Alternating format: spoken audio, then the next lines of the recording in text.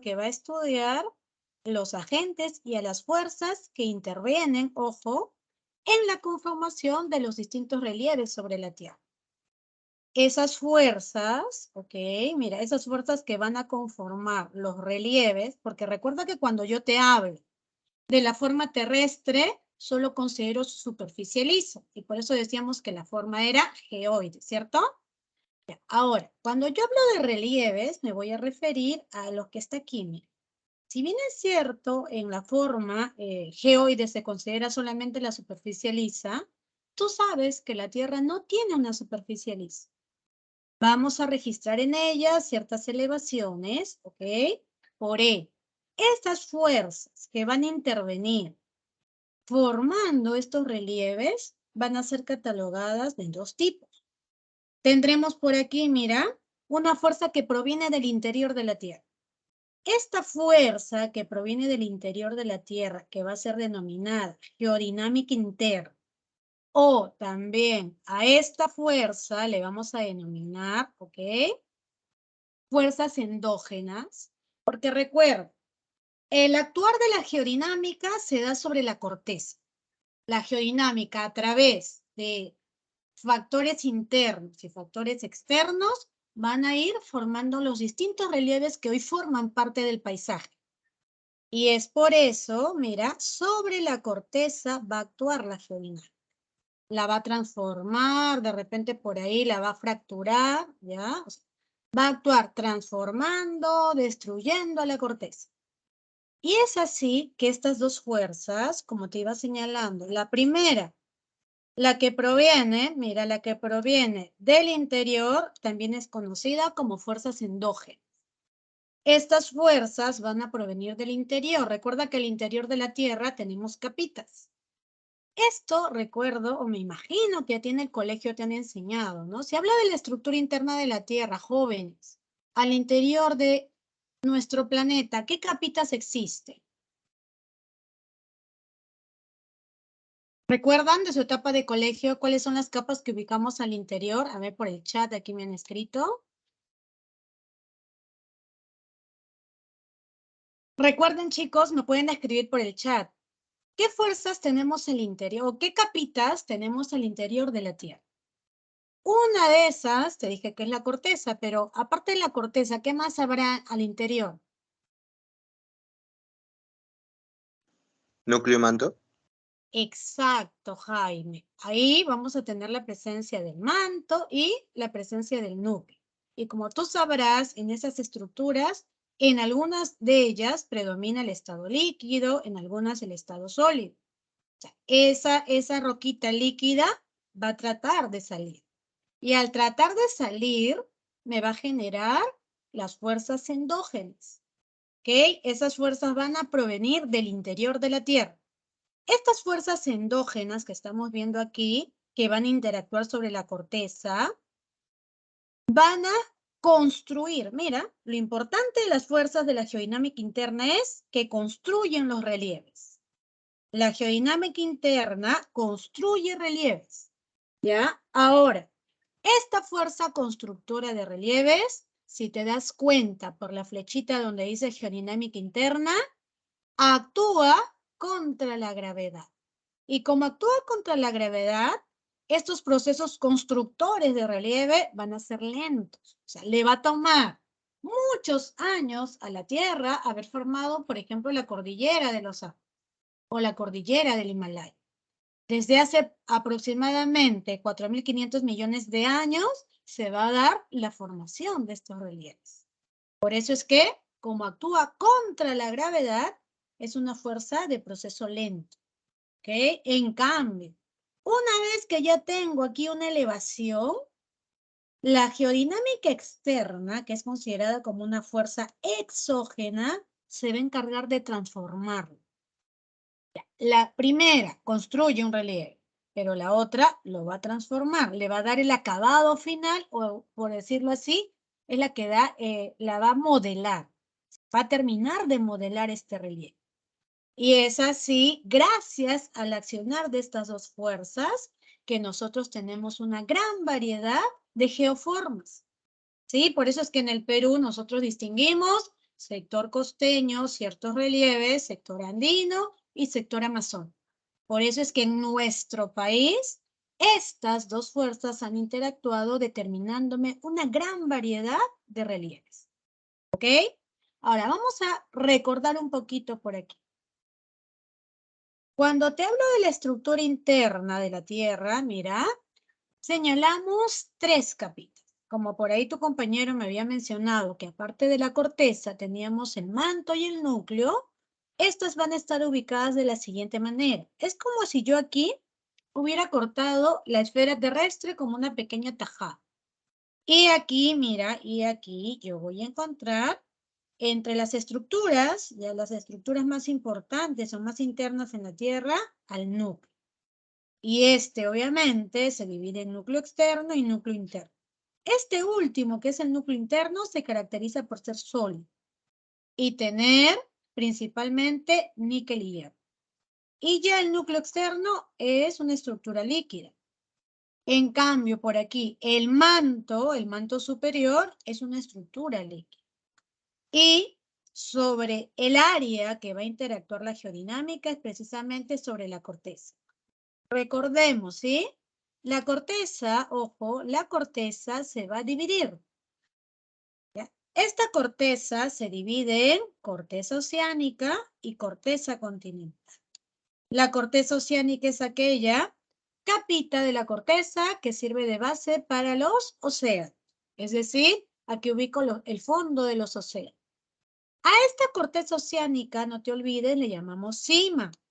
Profe, ¿cima qué significa? O sea, se le dice cima también porque esta está formada de silicio y magnesio. ¿Sí? Y aquí también le digo capa basáltica, porque la roca que va a predominar en la corteza oceánica es el basalto. ¿Sí? Recuerda, esta constituye el fondo de los océanos. Aquí, mira. Precisamente aquí cima, mira, cima la vamos a ubicar bajo Cial y bajo los océanos. Y la otra capita que corresponde a la corteza se llama corteza continental o simplemente Cial. Le decimos Cial por su formación, por los elementos que predominan aquí. Aquí ubicaré al silicio y el aluminio. En ella nosotros vamos a ver todo el relieve continental.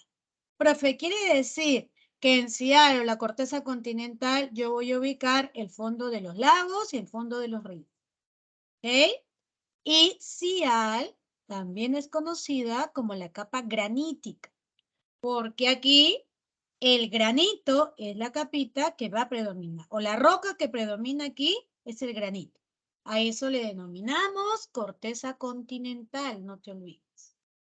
Sobre estas dos interactúan las fuerzas de la geodinámica, tanto externa como interna. Y la otra estructura que es importante y que va a determinar ese desplazamiento de las fuerzas es el manto. Y específicamente, miren, ojo, tenemos aquí al manto superior, o también conocido como astenosfera. Aquí, ojo, va a predominar el estado líquido y algo muy importante, ¿sí? Que más adelante también lo vamos a ver. En el manto se van a producir las corrientes convectivas. Profe, ¿qué es una corriente convectiva? Como en el manto superior astenosfera el magma predomina aquí, quiere decir roca en estado de fusión, no te olvides, ojo, a mayor profundidad se incrementa la temperatura. Y como aquí las roquitas están sometidas a temperaturas muy altas, estas rocas se van a fundir. Y el magma precisamente es la roca fundida. ¿Sí? Esta roca fundida va a tratar de ascender. A esos movimientos de ascenso o descenso que va a tener el magma, simplemente le vamos a decir corrientes convectivas. Y esto es sumamente importante porque las corrientes convectivas van a activar a una fuerza que va a conformar los relieves. Por eso es muy importante recordar de esta partecita, mira. El manto superior o astenosfera, aquí se activan las corrientes convectivas. ¿Y qué es una corriente convectiva? El ascenso del magma o el descenso del magma. A eso le llamaremos corrientes convectivas. Ahora, profesora, entonces, si hablamos de la geodinámica, primero vamos a hablar de la geodinámica interna, ¿sí? Recuerdan lo siguiente. Aquí, profe, acá le he puesto litosfera ya. Mira, aquí le he puesto litosfera o he puesto esta zona astenosa. Y quiero que recuerden lo siguiente. Es lo mismo decir corteza, ya, corteza, o también se le dice a la corteza litosfera. En esta litosfera, en esta capita de rocas, ¿ya? Vamos a tener la presencia de una corteza continental que estás viendo aquí o una corteza oceánica. Y además, bajo la corteza tenemos la capita denominada astenosfera o manto. Aquí van interactuando las fuerzas de la geodinámica formándome, mira, aquí me pueden formar una cordillera o me pueden formar áreas planas como el altiplano o las mesetas. Ojo, ¿ya? Ahora, profesora, ¿qué caracteriza a la geodinámica interna? Mira, la geodinámica interna va a actuar contra la fuerza de gravedad. Y el actuar contra la fuerza de gravedad hace que este proceso sea un proceso lento. Por eso te decía, para que se dé la formación de cordilleras, esto ha transcurrido hace 4.500 millones de años que se formó la Tierra. Hace 4.5 eones, la Tierra ha ido formando estos relieves. Por eso digo que son procesos lentos. O sea, las fuerzas de la geodinámica interna son lentas. ¿Ok? Y a estas fuerzas le vamos a decir fuerzas constructivas. ¿Por qué, profe? Porque son fuerzas constructoras de relieve. Estas van a permitir formación de relieve. Y además, dentro de los procesos de la geodinámica interna, miren, tenemos al diastrofismo, al vulcanismo y también aquí están los sismos, o como aquí he puesto, los seísmos. Esos tres corresponden al actuar de la geodinámica interna. Estos procesos que van a formar parte de la geodinámica interna son los siguientes. Te lo voy a explicar aquí en un cuadrito y luego lo paso a explicar detalle por detalle. ¿Ya? Miren, si yo te hablo de la geodinámica interna, como te dije, son aquellas fuerzas que provienen del interior de la Tierra. Entonces, mira aquí. Si digo diastrofismo, el diastrofismo consiste en aquel proceso donde voy a poder tener la presencia de fuerzas verticales y fuerzas horizontales. Estas fuerzas verticales o horizontales van a actuar sobre la corteza. ¿De qué manera, profe? Transformando la corteza, dislocando la corteza, fracturando la corteza. Y es por ello que en el diastrofismo voy a tener a los movimientos epirogénicos, que son movimientos verticales, es decir, movimientos de ascenso o descenso en la corteza. A eso le llamo movimientos epirogénicos. Y, como verás aquí en imagen, los movimientos epirogénicos, como te dije aquí, ya están las flechitas aquí con color blanco, son movimientos de ascenso y movimientos de descenso. Esta de aquí, que son los movimientos epirogénicos, se va a sustentar en la teoría de la isostasia. Mientras que también, como te dije, el diastrofismo cuenta con fuerzas verticales y también con fuerzas laterales.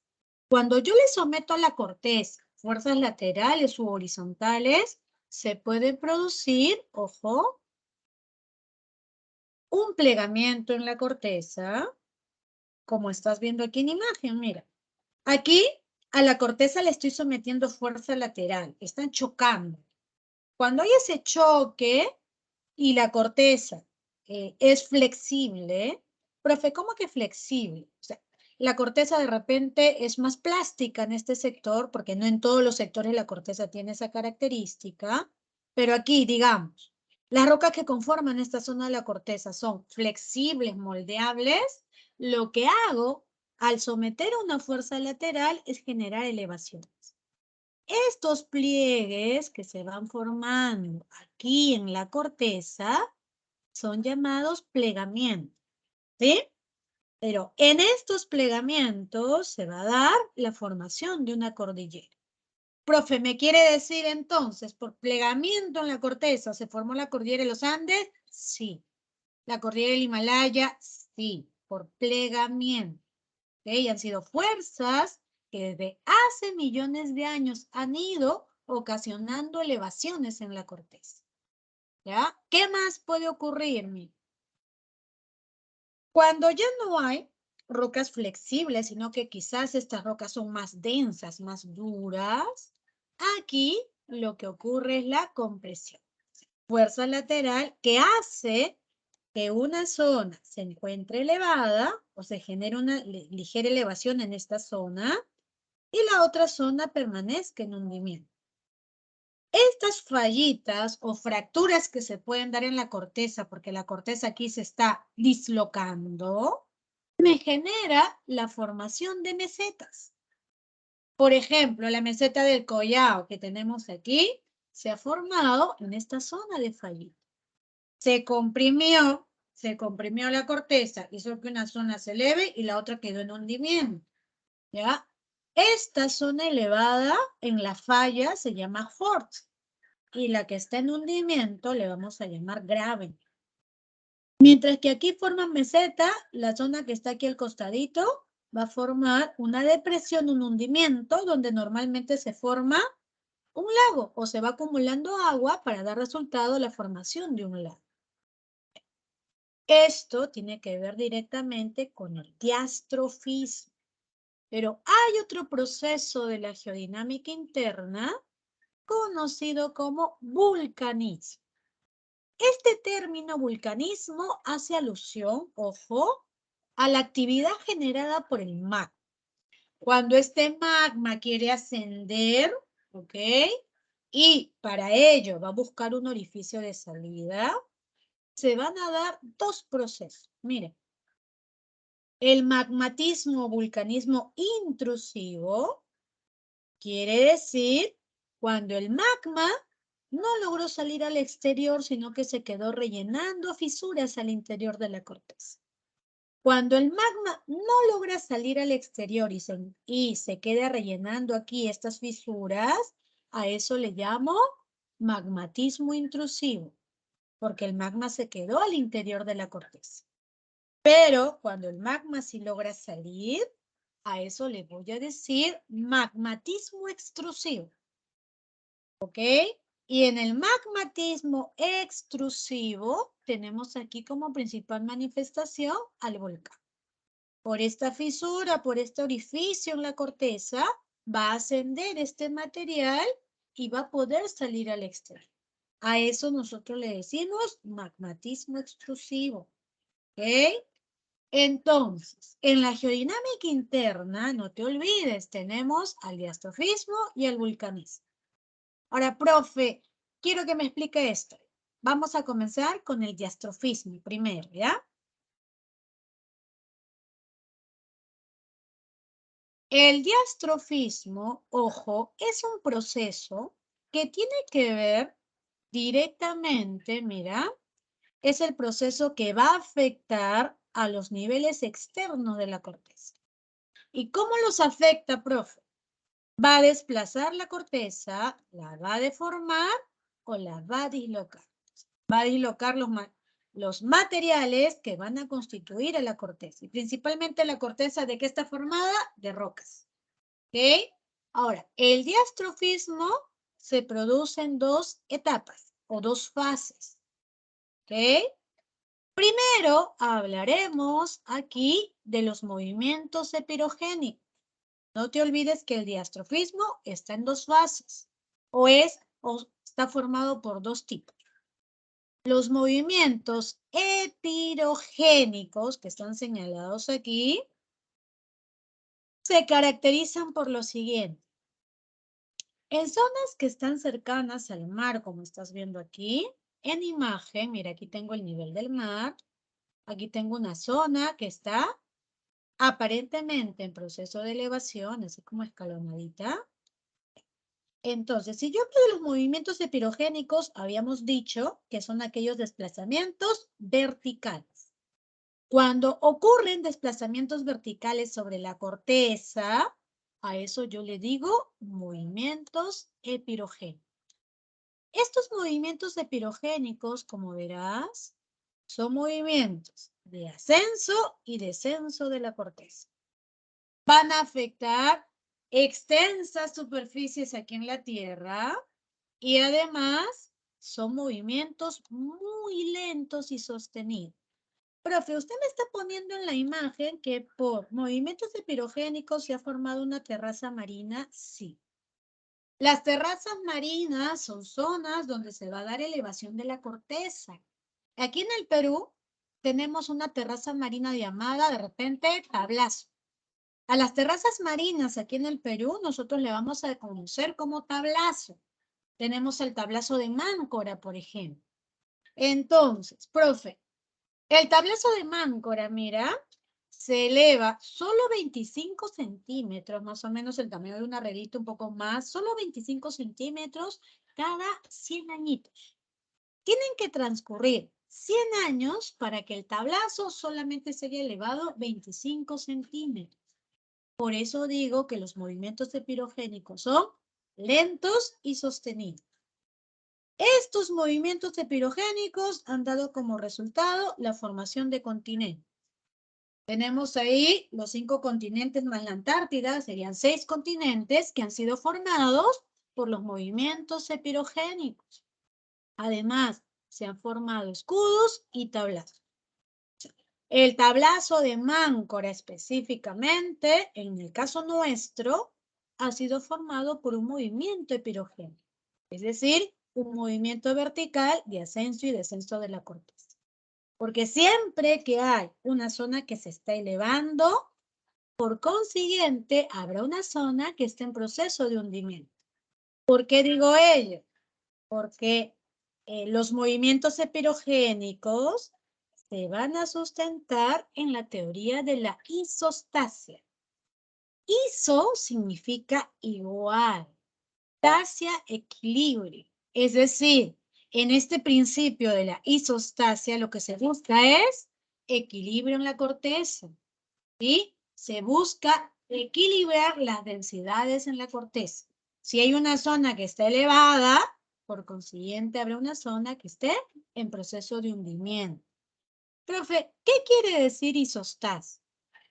Mire, cuando me refiero a la teoría de la isostasia, como está señalado aquí, sucede lo siguiente. Esta es una condición de equilibrio que trata de presentar la superficie terrestre debido a la diferencia de densidades de sus partes. ¿Cómo así, profe? Primero, como verás aquí sobre la corteza tengo una cordillera, una zona que está elevada, ¿cierto? Y por aquí veo que si quiero ver el ancho, el espesor de esta zona donde se ubica la cordillera, aquí el espesor será mayor. O sea, la corteza continental aquí será de mayor espesor o más profundo. Mientras que la zona que se ubica en la zona baja tendrá un menor espesor. Aquí hay una condición de desequilibrio, ¿verdad? Porque hay una zona elevada y una zona en hundimiento. Entonces, aquí se activa el mecanismo de la isostasia. Equilibrar esas densidades. ¿Y cómo se consigue, profe, equilibrar? Por lo siguiente. Aquí hay una zona que está elevada y esta, obviamente, aquí se activa el mecanismo de la isostasia. Trato de conseguir en esta un equilibrio. Normalmente, inicialmente, como está en la imagen A, lo que se ubique bajo la cordillera tiene mayor profundidad y lo que esté aquí en esta zona contigua tiene menos profundidad. Entonces, aquí inmediatamente se aplica la condición de equilibrio. Aquí se va a buscar el equilibrio en la corteza y por ello La erosión ocasionada por el desgaste ocasionado por el viento, por el agua, va a comenzar a desplazar residuos o materiales desde las zonas altas. Y estos materiales van a ir hacia las zonas bajas. Entonces, aquí la erosión, como dice aquí, retira materiales de las zonas más altas, activándose la recuperación isostática, que va a elevar la base de la cordillera. A eso yo le voy a llamar isostasia, aquella condición de equilibrio en la corteza. Y por consiguiente, el resultado será este. Aquí, al activarse esta recuperación isostática, aquí la recuperación se va a distribuir regionalmente, por lo que no se van a producir grandes cambios laterales, porque inmediatamente aquí se está recuperando esta condición de equilibrio. ¿Sí? ¿Me dejo entender esa partecita, chicos? Cuando hablo de la isostasia, por ejemplo, esa partecita me dejo entender. O de repente por allí hay alguna pregunta, ¿ya? Bien, entonces, cuando te hablo de la isostasia, aquí simplemente es busca de equilibrio en o dentro de la superficie terrestre. Por ello, existe también por aquí los movimientos denominados orogénicos. Si yo hablo de los movimientos orogénicos, van a ser aquellos movimientos ya no verticales, ya no aquellos movimientos de ascenso, descenso en la corteza, sino, por el contrario, son movimientos horizontales. Estos movimientos horizontales van a estar asociados, ojo, ya, a los diversos procesos que se van a producir en las placas continentales. Es decir, profe, este proceso se va a sustentar en la corriente convectiva o va a ser activado por la corriente convectiva. Recuerda que te dije que aquí en la astenosfera, o sea, en el manto que es líquido, el magma asciende y el magma también en algunas ocasiones desciende. Ese descenso y ascenso del magma le voy a denominar corriente convectiva. ¿Ok? Ahora, profe, usted me está diciendo que los movimientos orogénicos se dan en los márgenes de las placas continentales o tal vez en el margen de las placas en general tectónicas. ¿Y qué es una plaquita tectónica? Mire, las placas tectónicas surgen de una teoría, la teoría presentada por Harry Hess. Este personaje señala lo siguiente, ¿sí? Señala que, que sobre o bajo la corteza nosotros tenemos una serie de placas. Esas placas precisamente se ubican bajo la corteza y sobre la astenosfera. Justo entre la corteza y la astenosfera vamos a ver una capita. Esas capitas son las llamadas placas tectónicas. Pero Harry Hess señala que estas placas no están unidas entre sí. ¿Ya? Por lo siguiente, tú has escuchado la teoría de Pangea, ¿verdad? Chicos, saben que hace miles de años existió Pangea. ¿Qué era Pangea, jóvenes? Era un supercontinente. Ya, era, así es, Andrea, un supercontinente que se fue luego dividiendo, ¿no? Sale de Pangea, Eurasia y Gondwana, ¿sí? Y de la Eurasia tenemos a Europa y Asia, Gondwana, sale lo que es América y sale África. ¿Y eso en qué se sustenta? Que los bordes continentales son como piecitas de rompecabezas que coinciden. Si tú ves el planisferio, América del Sur o América y África en algún momento estuvieron unidas, porque incluso sus bordes continentales coinciden como piezas de rompecabezas. Entonces, se habla de la división de la Eurasia, Gondwana, y después esto se va a seguir dividiendo y aparecen también los océanos, ¿cierto? Ahora, Harry Hess señala que bajo esta corteza nosotros tenemos también piecitas de un rompecabezas, ¿sí? Esas piecitas se ubican entre la corteza y el astenosfera o manto superior. Son piecitas de rompecabezas que en algunos casos están unidas y en algunos casos están separadas. Son como mosaicos, que es el señal que vamos a ubicar alrededor de todo nuestro planeta. Estos mosaicos, estas piecitas, en su desplazamiento, van a generarme los movimientos llamados orogénicos. Por ello, mira, por los movimientos orogénicos, ojo, nosotros vamos a formar lo siguiente. Mira. Los movimientos orogénicos dan origen a los plegamientos, a las fallas y a las fosas marinas. Recuerda que los plegamientos originan cordilleras.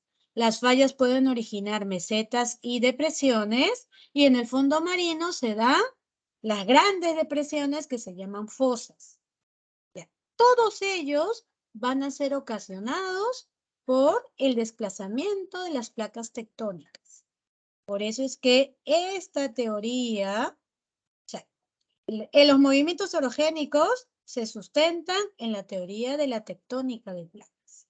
Por eso te decía, cuando hay colisión de placas, aquí mira, aquí tengo una placa tectónica, ¿ya? Y aquí está otra plaquita tectónica. Estas plaquitas colisionan, me generan un pliegue y por lo tanto me están determinando el nacimiento de una cordillera. ¿Qué más? Aquí, cuando las plaquitas tectónicas se comienzan a separar y aquí me generan una abertura, una grieta, también aquí tengo la formación de una fosa. ¿Qué más? Las fallas. Cuando tengo aquí plaquitas tectónicas que se están desplazando de forma lateral, ¿ya? A eso yo le voy a llamar falla. Uno de estos ejemplos que estás viendo aquí es la falla de San Andrés, que la tenemos en Estados Unidos. ¿Ok? Entonces, estas zonitas dependen, ¿ya? Dependen básicamente de la relación que existe entre los límites de las placas. Profe, ¿cómo que la teoría de la tectónica de placas? Según esta teoría, mira, según la teoría tectónica de placas, la corteza está formada por un enorme mosaico de placas que se van desplazando sobre el manto fluido. Esta zona del manto fluido, recuerda que le denominamos astenosfera. Y de esta manera, ¿ok? Las placas van a interaccionar unas con otras a lo largo de sus límites o fronteras, provocando, mira, la deformación de la corteza, ¿sí? La deformación de la corteza o litósfera. Ahora, profe, ¿cuáles son esas placas? Mira, en toda la superficie terrestre tenemos estas placas. Por ejemplo, las placas tectónicas que están interviniendo aquí cercano o bajo nuestro continente es la placa de Nazca con la placa sudamericana. Estas dos están chocando, como me indica la flechita. Placa de Nazca, placa sudamericana están colisionando. También tenemos a la placa pacífica, tenemos a la placa de los Cocos, a la placa del Caribe, la placa norteamericana, por aquí la placa africana, la placa euroasiática, la placa de Filipinas, la placa índica y así. Todas estas se encuentran sobre astenosfera y bajo la corteza. Justo entre esas dos están las plaquitas tectónicas. El desplazamiento de estas placas, ya sea por choque, ya sea por separación o por trasladarse lateralmente, me forma o me permite la formación de deformaciones en la corteza que van a provocar que se forme una cordillera, que se forme una fosa o se formen dorsales. ¿Me dejo entender? Y profe, de qué manera las plaquitas se van interactuando entre sí? Si yo te hablo de la interacción que hay entre las plaquitas, hablaré de sus límites, ¿sí? O las fronteras que existen entre las placas. Mira. Entre las fronteras o los tipos de límite de las placas tectónicas, ojo, tendremos lo siguiente. Aquí en la imagen voy a ver que hay una placa inferior y hay una placa superior. Cuando aquí, como ves en la flechita amarilla, ¿qué me indica? Que las placas están colisionando. Cuando una plaquita tectónica choca con otra placa tectónica, se produce, aquí mira, la subducción. Profe, ¿en la imagen me dice subducción? Sí. Profe, ¿qué es la subducción? Cuando una placa, porque hay placas oceánicas, ojo, y placas continentales. Profe, ¿qué diferencia entre una placa oceánica y continental? Simple. Las placas tectónicas oceánicas estén bajo el fondo de los océanos y las continentales bajo los continentes, simplemente. Y aquí, una plaquita oceánica está chocando con una placa continental. Pero el detalle que esta placa oceánica se está incrustando en la placa continental. Cuando sucede esta colisión que determina una incrustación de una sobre la otra, a eso yo le llamo subducción de placas. Y esto se va a producir en un límite convergente. Profesora, entonces, en los límites convergentes son donde las placas chocan, donde las placas colisionan. A eso le llamamos límite convergente. Mire, en los límites convergentes se va a producir la subducción, como estamos viendo en la imagen. O sea, la primera imagen me está reflejando la subducción de las placas. Cuando una placa oceánica, ojo, choca con una placa continental, se produce subducción. Y profe, ¿qué es la obducción? Cuando dos placas continentales chocan. Cuando estas dos plaquitas continentales chocan, a eso le voy a llamar obducción de placas. Pero cuando una plaquita oceánica choca con una continental y la oceánica se incrusta, a eso le digo subducción de placas. Entonces, esto me dará origen, ojo, a las cordilleras, a las fosas marinas o también a las fallas. Una falla se ha formado por convergencia de placas, ¿sí? O una cordillera se forma por convergencia de plaquitas. Ahora, en esta zona donde las plaquitas chocan, yo en la corteza lo voy a percibir como un movimiento sísmico. Y precisamente donde ocurre este límite convergente, la actividad sísmica es mayor. ¿Ya? Y además también se produce actividad volcánica. Profe, ¿por qué actividad volcánica? Recuerda, el magma está ascendiendo. Ese magma que asciende por la presión, ese magmita trata de salir. Si consigue una fisura, te dije, me va a formar un volcán. Por eso es que aquí, en estas fisuras, pequeñas fisuras, el magma va a tratar de ascender. Por eso es que son zonas de actividad volcánica. Recuerda, para que nosotros podamos percibir un movimiento sísmico en el Perú, esto se da porque nos encontramos en un límite convergente. Te pregunto, ¿qué plaquitas tectónicas colisionarán para que nosotros podamos percibir un movimiento sísmico entonces? A ver, dime. A ver, habla. ¿Qué placas tectónicas tendrán que colisionar para que podamos nosotros percibir un movimiento sísmico aquí en Perú?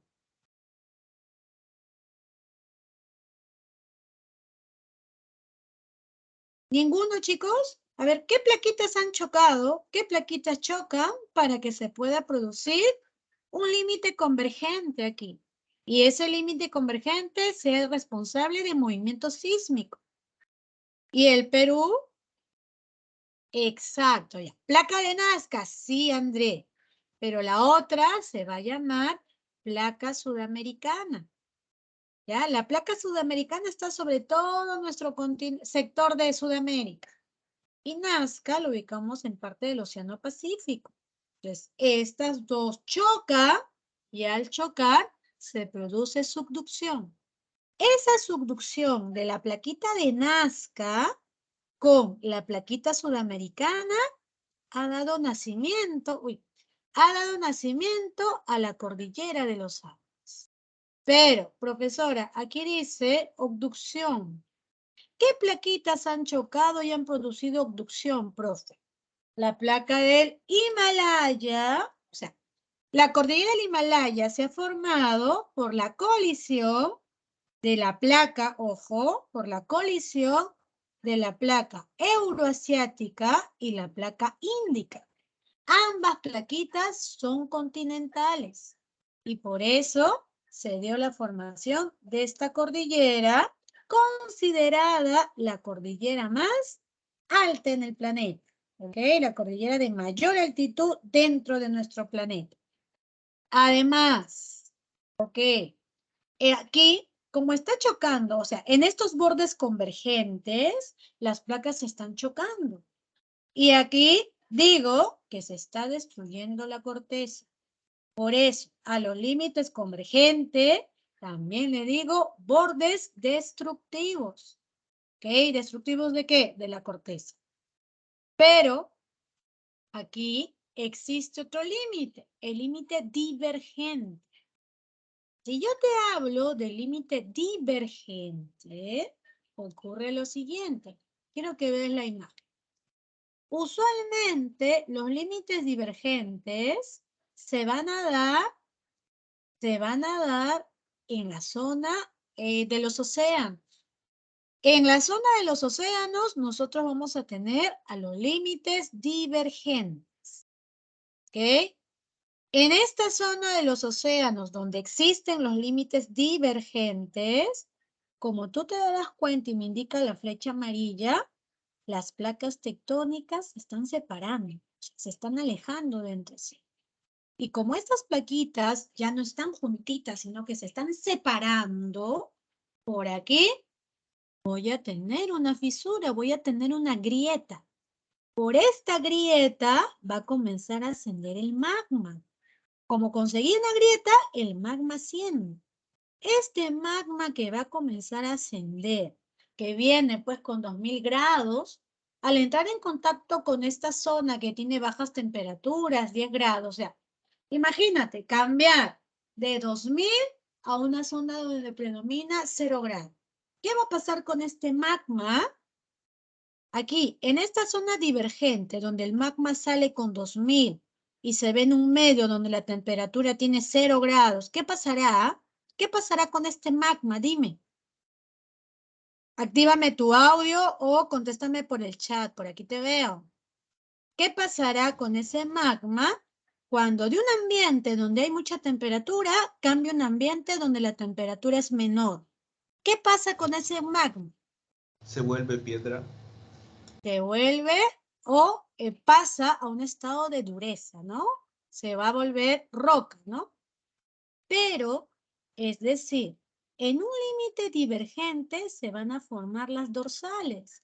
Profe, ¿una dorsal qué es? Una cordillera que se va a ubicar en el fondo marino. Nosotros tenemos a nuestra dorsal de Nazca, ¿ok? En una zona de divergencia donde se separaron las placas, comenzó a ascender el magma y me formó esta cordillera submarina. Esa cordillera submarina se llama dorsal, ¿ok? Y en los límites divergentes, ¿qué está pasando? Está ascendiendo magma. Como está ascendiendo magma, se está formando nueva corteza, ¿ok?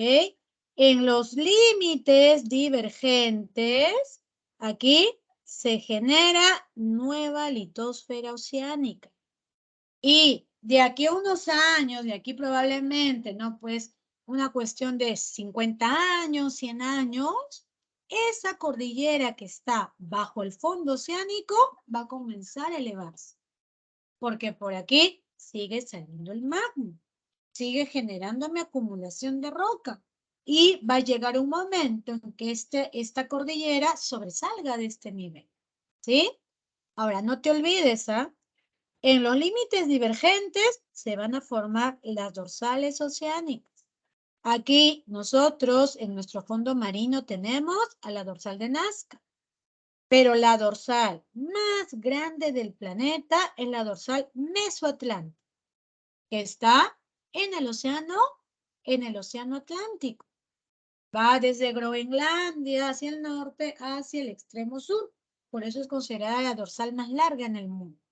Además, tengo también al Valle del Rift, en África, esta zona del Valle del Rift, y como las plaquitas se están separando, yo nuevamente en la corteza a esa separación de placas lo voy a percibir como movimiento sísmico.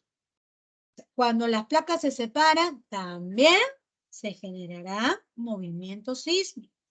Quizás no tan intensos como el primero, pero igual van a generar movimientos sísmicos. Van a ser responsables de los movimientos sísmicos.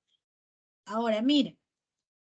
Luego tengo un tercer límite. A esta tercera zona se le conoce como límite transformante. Profe, ¿por qué le llamo límite transformante? Miren. En este límite transformante, las plaquitas van en sentido lateral. O sea, esta placa tectónica se está desplazando en sentido lateral. Y como se van desplazando en sentido lateral así, estas plaquitas, ojo, estas plaquitas, ya, no van a destruir ni van a crear nueva corteza. O sea, se están desplazando así cerquita, pero de forma lateral.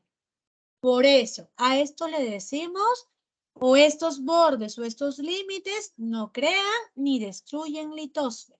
Son zonas donde no se crea ni se destruye la litosfera. O sea, no pasa nada con la litosfera.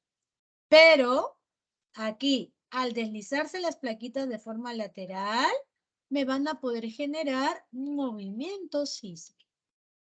Y estas dan origen a las fallas, ¿sí? Pero las fallas transformantes. Profe, ¿qué falla me puede ocasionar un límite transformante? La falla de San Andrés, por ejemplo. La falla de San Andrés ha sido formada en un límite transformante, o sea, las plaquitas se van desplazando de forma lateral. Y ahí se da origen a fallas, a la formación de fallas. Aquí en los límites transformantes tengo las fallas transformantes. Ahora te pregunto, o de repente por ahí alguno de ustedes tiene una pregunta y quisiera que algo les aclare aquí. Si este no es el caso, entonces te pregunto, de estos tres límites, ¿dónde habrá una mayor actividad sísmica? Si considero estos tres límites de las plaquitas tectónicas, ¿dónde tendré mayor actividad sísmica? ¿Ah? A ver, contéstame. ¿En la convergente? La convergente. Exacto, límites convergentes. Quiere decir que el cinturón de fuego del Pacífico Sur se ubica en el límite convergente. Aquí va a existir mayor actividad sísmica de todo el planeta. ¿Ya? Ahora, hasta aquí, chicos. ¿Habrá alguna pregunta con respecto a los procesos que tienen que ver con el diastrofismo o los movimientos diastróficos? Bien, No, entonces, dime. no, ninguna duda. Ah, ya, ok. Ahora, te hablo de los procesos derivados del vulcanismo, ¿ya?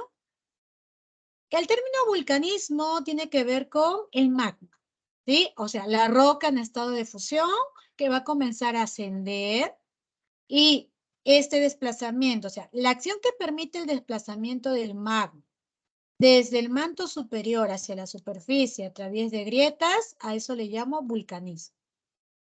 Esta actividad volcánica o vulcanismo se da, mira, en zona de divergencia y en zona de convergencia de placas, más no en los límites transformantes, solo en los dos, divergentes y convergentes. Aquí o por aquí, el magma logrará su cometido. Cuando existe una salida o Cuando no existe una salida del magma hacia el exterior y este magma queda acumulado o rellenando grietas o cavidades o fisuras al interior de la corteza, a eso yo le voy a llamar vulcanismo intrusivo. Una manifestación, ojo, del vulcanismo intrusivo son los batolitos, como está aquí. ¿El batolito qué es? Una gran acumulación de magma que con el pasar de los tiempos se ha enfriado. Luego tengo aquí los lacolitos. Aquí el magma se acumuló en forma de un honguito que estás viendo aquí en la imagen. Aquí tengo el magma acumulado en forma de honguito que me generó en la corteza una ligera elevación. Aquí el interior le digo lacolito, pero lo que se formó aquí afuerita le voy a decir domo. Estos serán manifestaciones del vulcanismo intrusivo, pero también existe el vulcanismo extrusivo. Y aquí es diferente, ¿no? Mira, cuando el magma sí logra salir impulsado por las corrientes convectivas y logra llegar a la superficie por erupción volcánica, la principal manifestación obviamente es un volcán.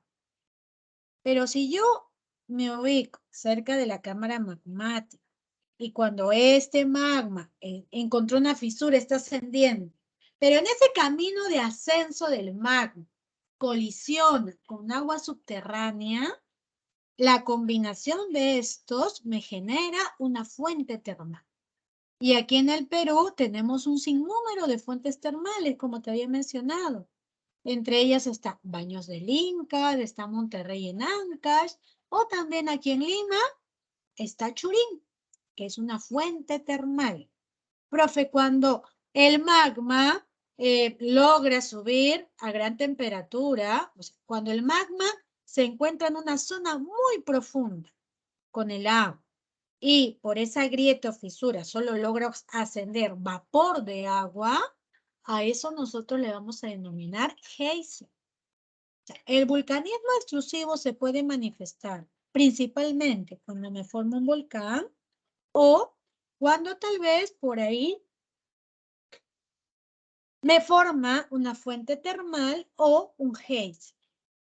A ello nosotros le denominaremos manifestaciones del vulcanismo extrusivo. Ahora, el que las plaquitas, miren, el que las plaquitas estén colisionando, estén separándose, estén trasladándose de manera lateral, me ocasiona lo que nosotros vamos a denominar como sismo. ¿Ok? Mira, ese desplazamiento de las placas tectónicas al interior de la corteza y sobre la astenosfera me va a ocasionar los sismos o también conocidos como seísmos. Un sismo, mira, un sismo es un proceso paulatino, progresivo y constante de liberación de energía súbita, ¿ok? Pero específicamente energía mecánica, que se da por la colisión, por la separación o por simplemente el roce de las plaquitas. A eso yo le voy a decir seísmo. Cuando las plaquitas interactúan entre sí, me van a generar sismos. Estos sismos, ya recuerda, ¿cómo yo puedo medir un sismo? ¿Qué aparatito utilizaré para medir un sismo? ¿El sismógrafo? Vamos a emplear el sismógrafo. Y en el sismógrafo se van a poder determinar los tipos de ondas. Ahora mire, en un sismo yo tengo las siguientes partes. Tengo un epicentro. Siempre en un sismo va a haber un epicentro, un hipocentro, también conocido como foco. Profesora, ¿qué es el foco? Es el lugar al interior de la corteza donde se generó el movimiento sísmico. Y por lo tanto el foco tiene cierta profundidad. Puede ser 80 kilómetros, puede ser 50 kilómetros donde se ubicó el foco o el hipocentro. Y luego, ya miren, aquella onda sísmica que se comienza a propagar a partir del hipocentro se conoce como onda primaria o también denominada onda longitudinal. Esta se produce a partir del hipocentro y como ves aquí en la imagen, se va comenzando a propagar hasta llegar a la zona vertical del hipocentro, conocida como epicentro. Pero las ondas primarias pueden viajar a gran velocidad y se propagan tanto hacia el exterior como hacia el interior de nuestro planeta. Tanto así que las ondas longitudinales pudieran llegar hasta el núcleo. O sea, son propagadas o llegan hasta el núcleo estas onditas. Luego tenemos a las ondas secundarias. Este tipo de ondas se va a desplazar solo por sólido. Solo por elementos sólidos se desplazan las ondas secundarias.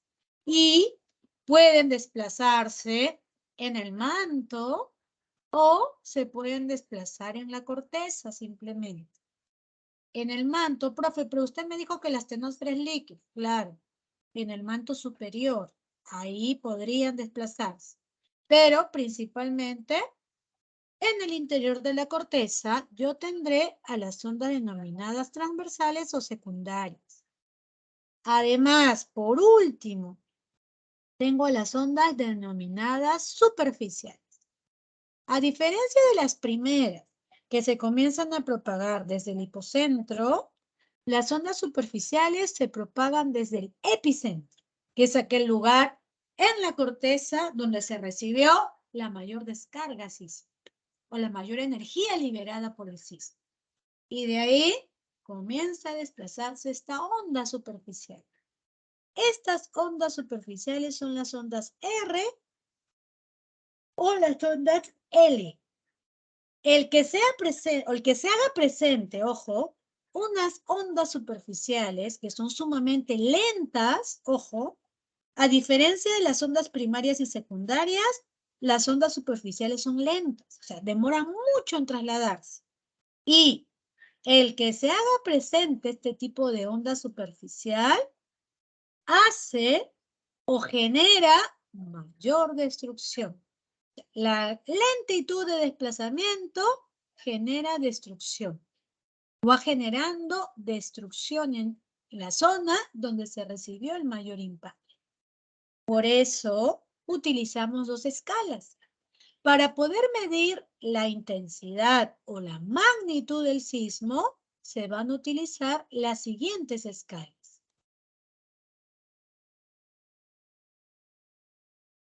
Si hablo de las siguientes escalas, tendrémoslo, a ver.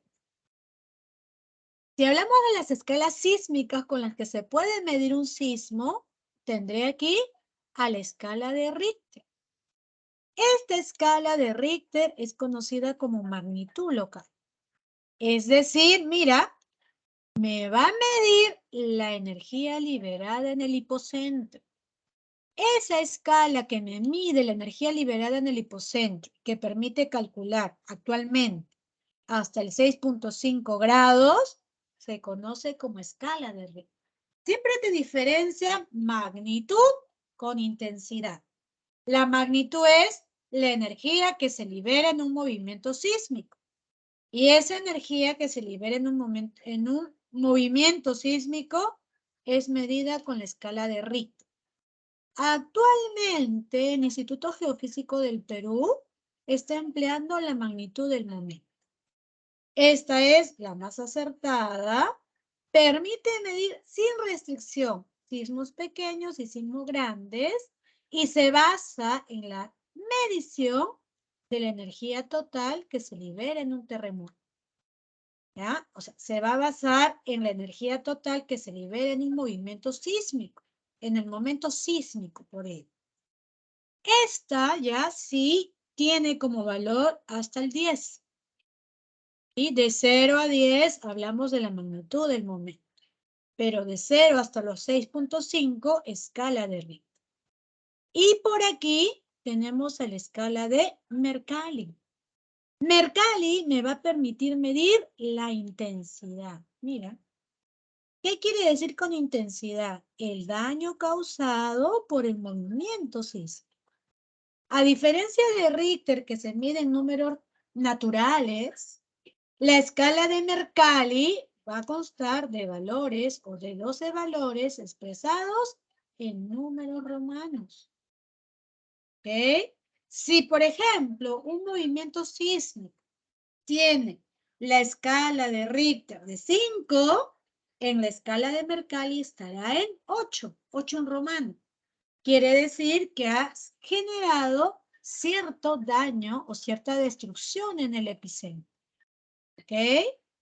Y si ya mi escala supera la escala de Richter y de repente considero aquí la magnitud de momento, hablaremos de la escala de 8, que significa, en los valores de Mercalli, significa esto 10 en romano. Que se ha generado mucho daño dentro de la población y las construcciones que tienen estos habitantes. Por ello, mira, quiero que diferencies. Siempre que me digan magnitud, es la energía liberada. Eso, para ello utilizaré Richter. Y siempre que me digan intensidad, se van a referir al daño causado por el movimiento sísmico. Principalmente, casi todos estamos de acuerdo en que se utilice escala de Richter y escala de Mercalli. Magnitud Richter, Mercalli, intensidad. ¿Ok? Pero así como pueden ocurrir sismos que se dan solamente en la zona continental, también existen movimientos sísmicos que se dan en el fondo marino. Esos movimientos sísmicos, mira, que ocurren en el mar, generado principalmente por un disturbio sísmico que va a impulsar y desplazar verticalmente una columna de agua, generándome olas de gran tamaño, a eso le llamo tsunami. Profesora, entonces, producto de un maremoto, ya mira, producto de un maremoto se pueden generar estas olas de gran tamaño llamadas tsunamis. Uno de los tsunamis más fuertes, más imponentes que se ha dado en los últimos años ha sido el tsunami en Japón, que literal cubrió a toda una ciudad de Japón y que incluso esta ciudad a la fecha ha sido abandonada. ¿Ok? Eso ocurrió en el 2011. Cubrió toda esta ciudad y todas las construcciones obviamente fueron dañadas por este tsunami. Y profe, ¿cómo se origina un tsunami? ¿Cómo se forma? ¿Cómo yo sé si yo ahora estoy en tiempo de playita, profe? Yo me voy a ir a la playa. Si tú te encuentras en la orilla del mar y ves que súbitamente comienza a descender el nivel, no siendo por la atracción de la luna, sino de repente más temprano en la mañana, súbitamente comienza a descender el nivel de las aguas. Y luego, ya tú ves ese detalle, que de un momento a otro baja el nivel, tú tienes que salir de este lugar. Porque al bajar el nivel de las aguas, esta agua que descendió va a retornar en forma de olas de gran dimensión. Estas olas gigantescas que van a chocar contra las costas, yo les voy a dar el nombre de tsunami. Y el Perú también, miren, toda la Costa Verde incluso se ha activado una alarma contra tsunamis. Hay ya un centro de monitoreo de la presencia de tsunamis que activa la alarma. Profe, sí, se activó la alarma de sismo. Claro, el Ministerio de Transporte en el Perú estuvo activando esa alarma, ¿no? A muchos de ustedes les llegó ese sonido espontáneo. Y cuando ocurrió el movimiento sísmico, incluso ni siquiera esa alarma llegó a sonar. Pero tenemos un centro de monitoreo aquí en el Perú. Ese centro de monitoreo está a cargo del IGP, que es el Instituto Geofísico del Perú, quien va a dar las alarmas contra los movimientos sísmicos. Pero claro que puede dar las alarmas con 1 minuto de anticipación, porque tú sabes que ningún movimiento sísmico puede ser predecido. Pero nos podemos dar cuenta con 1 minuto, 2 minutos de anticipación. ¿Ok? Ahora, mira. Hasta aquí hablamos de la geodinámica de tipo interno. Pasamos a la geodinámica externa.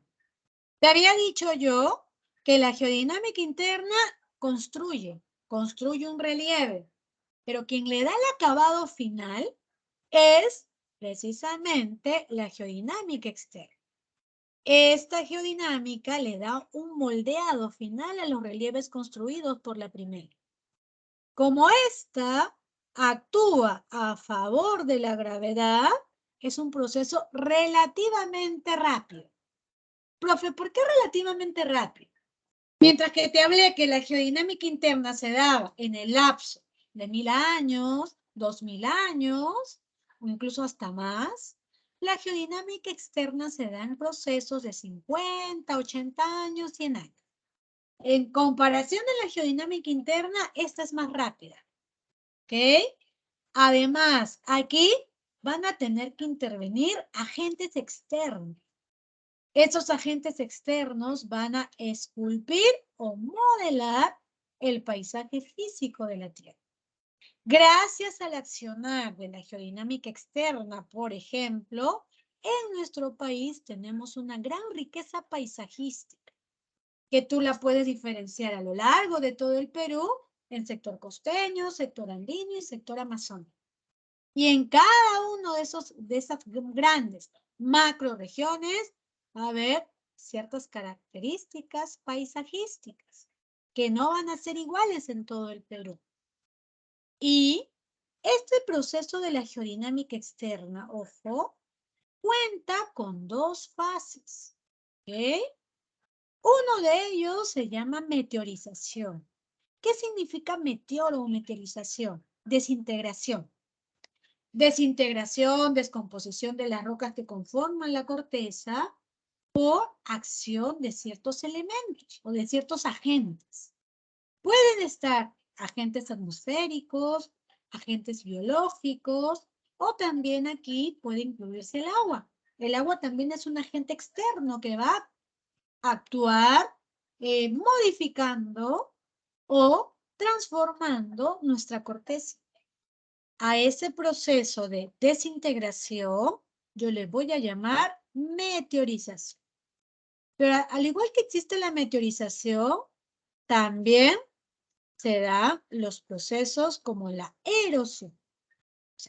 La erosión consiste en el desgaste del relieve, en el desgaste, en el transporte y la acumulación de material. A eso yo le voy a decir erosión. Ahora, la geodinámica externa, que cuenta con estos dos procesos erosivos o dos procesos geológicos, que son la meteorización y la erosión, van a consistir en lo siguiente. Primero te voy a hablar de la meteorización, este va a ser el primero. Si yo me refiero a la meteorización es aquel proceso donde, mira, le voy a realizar una serie de cambios y alteraciones en las rocas que voy a ubicar en la superficie. Al entrar en contacto con quién, profe, con la atmósfera, con la hidrosfera o incluso con la biosfera. Recuerda, la biosfera, ¿quién lo conforma? Los seres vivos. Todos los seres vivos conforman la biosfera. Y cuando los seres vivos interactúan con la corteza, ya aquí también estamos en el proceso de la meteorización. Dice, cambios o alteraciones en las rocas de la superficie al entrar en contacto con estos agentes. Por eso, mira, van a existir dos tipos de meteorización. La meteorización mecánica o física y la meteorización química. Profe, ¿cuándo digo que la meteorización es física? Cuando veo esta imagen. Cuando yo fragmento una roca, o sea, del tamaño inicial que tenía la roca, que era súper gigante, yo la parto, la fragmento, la divido, esa es meteorización física, como en esta imagen. Cuando desintegro a las rocas que conforman la superficie, estoy haciendo una meteorización física. Pero si yo le cambio la composición a uno de los minerales que forman las rocas, a eso le voy a llamar meteorización, pero química, porque estoy alterando su composición inicial.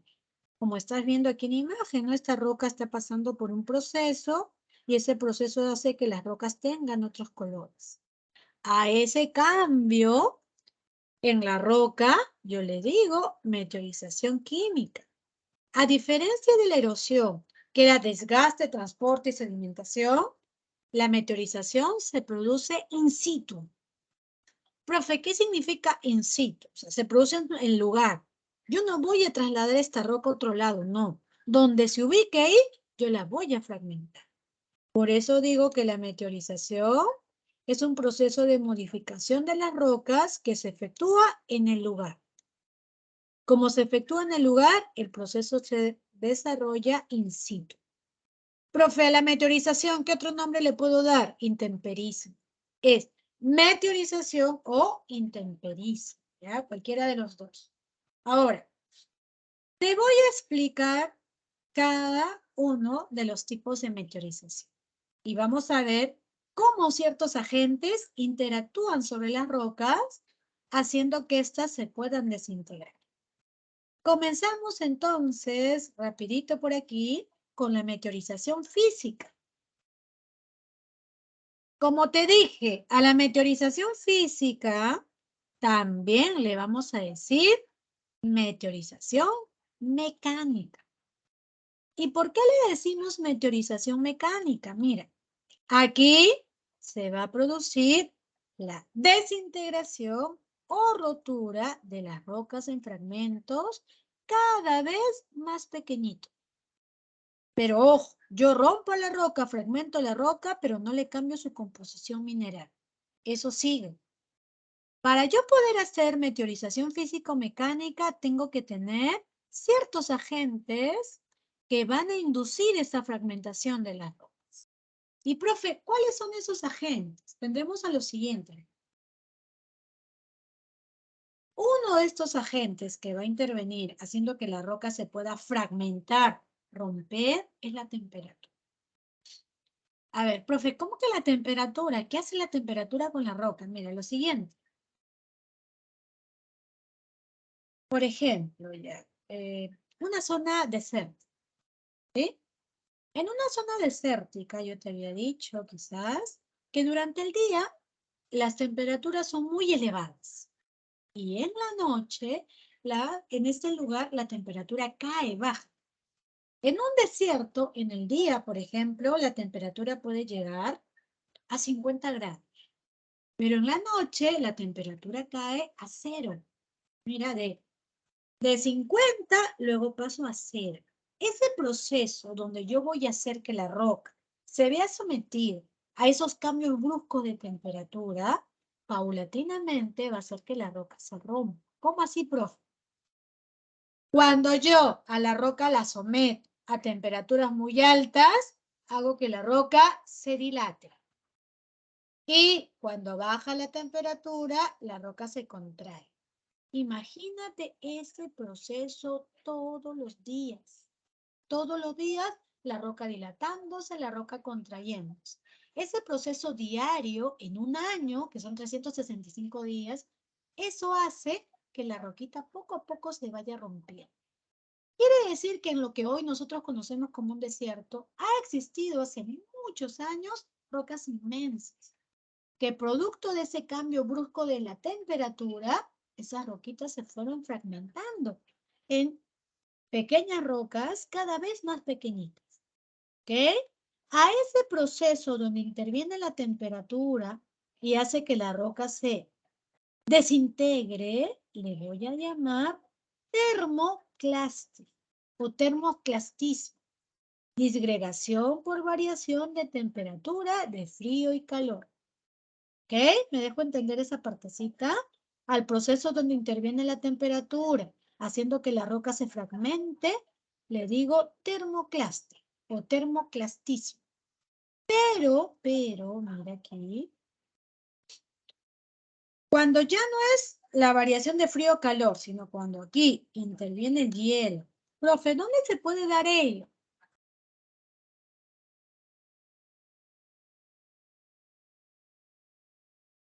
Aquí, mira. En la zona andina, aquí en el Perú, Cerro de Pasco, ponte, el hielo va a ser un agente de la meteorización.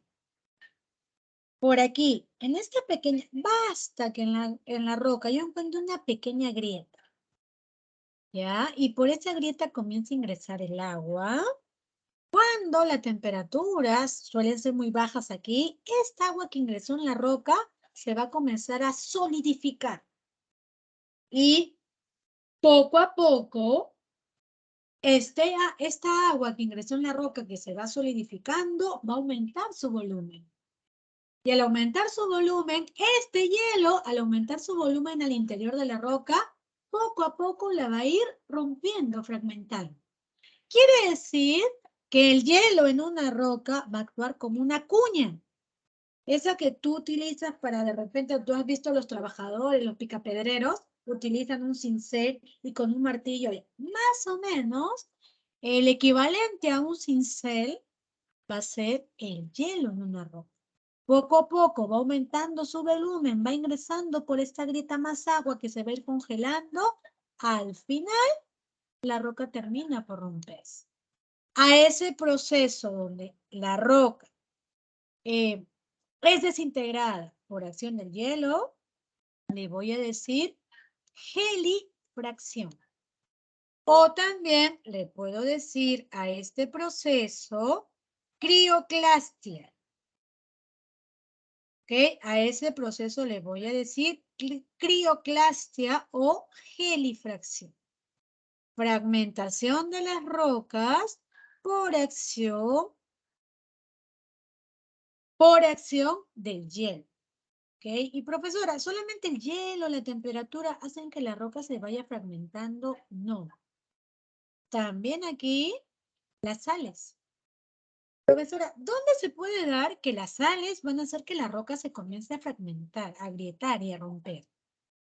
En las zonas que están cercanas al mar. En las zonas que están cercanas al mar, miren, las zonas de costa, litoral, cuando el agua va comenzando a entrar en contacto con la roca y luego, producto de que las temperaturas son altas, esta agua se va evaporando, en la roca solo me quedarán las sales.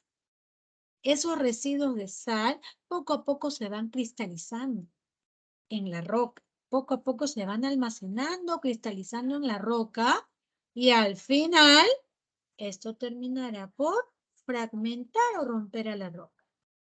Cuando intervienen las sales o minerales, generando fracturas en las rocas, a ese proceso le voy a llamar haloclastia. Rotura de las rocas por crecimiento de cristales de sal. A eso le digo haloclastia, ¿ya? Ahora, profesor, la temperatura, el hielo y las sales intervienen. No. Falta un agente importante, los seres vivos. Los seres vivos, como ves aquí en imagen, también colaboran en la desintegración de las rocas. Esta raíz, por ejemplo, esta plantita o este árbol que poco a poco fue engrosando su raíz, hizo que la roca fuera fragmentada. Profe, ¿cómo así? O sea, un árbol puede llegar a romper una roca así. Incluso te habrás dado cuenta cuando tú de repente has visto en las principales avenidas donde hay árboles gigantes de mucha antigüedad, incluso las raíces de estos árboles pueden romper el pavimento o pueden romper las veredas. Entonces, esa capacidad de los árboles o las raíces de los árboles o seres vivos se conoce como bioclastia. Cuando un ser vivo o una planta comienza a disgregar o romper las rocas, a eso yo le voy a llamar bioclastia o bioclastismo. ¿Ok? Ahora, hasta aquí. ¿Habrá alguna pregunta?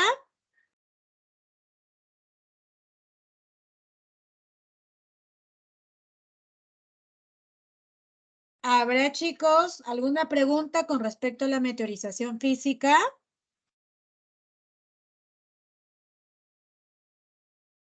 Bien, continuamos entonces. El otro proceso se va a llamar meteorización, pero meteorización química. En la meteorización química, ojo, ¿quién interviene? o este proceso consiste en, específicamente,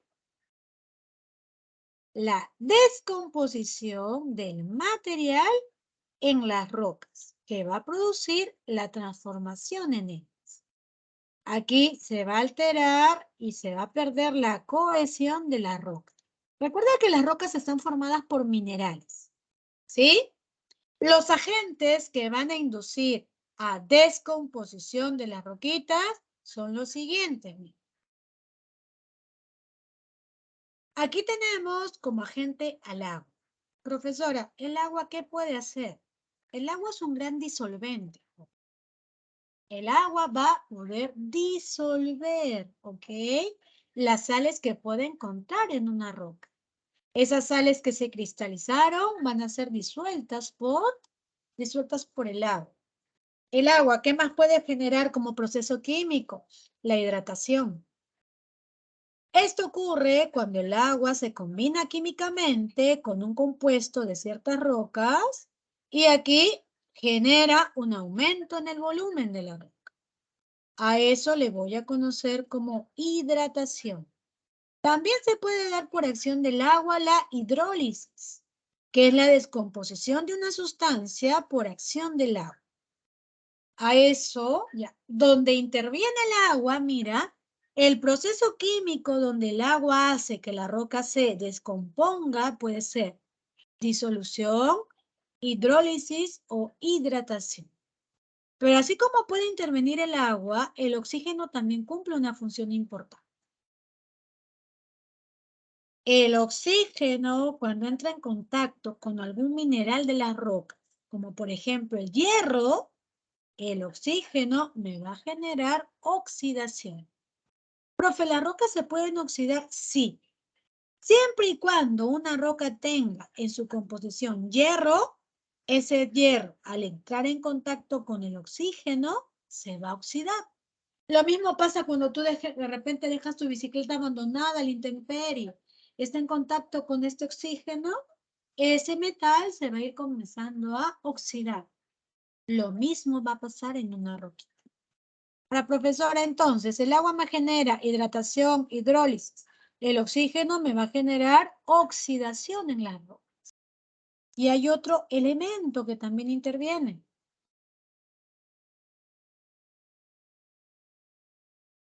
A ese elemento que interviene alterando la composición de la roca se le conoce como dióxido de carbono.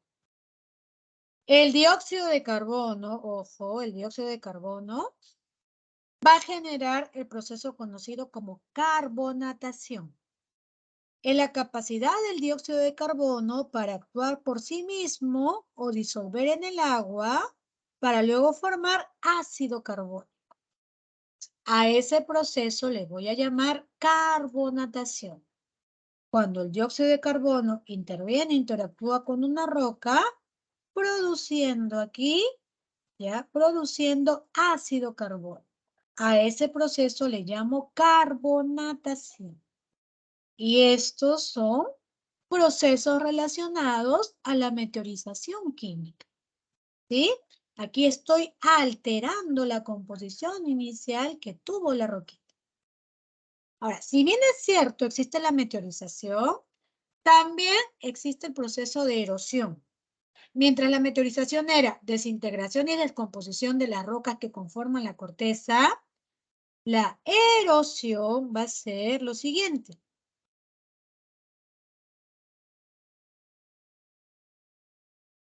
La erosión, ojo, miren por aquí, es el proceso que va a implicar, mira, fenómenos exteriores que van a modificar las formas del relieve.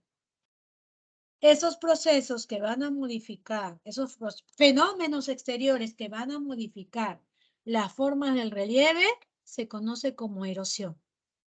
Constantemente, un relieve está dinámicamente erosionado.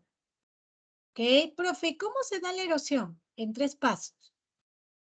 Va a haber un agente que desgaste el relieve, otro transportará el material desgastado y otro llevará ese material o lo acumulará ese material en algún lugar.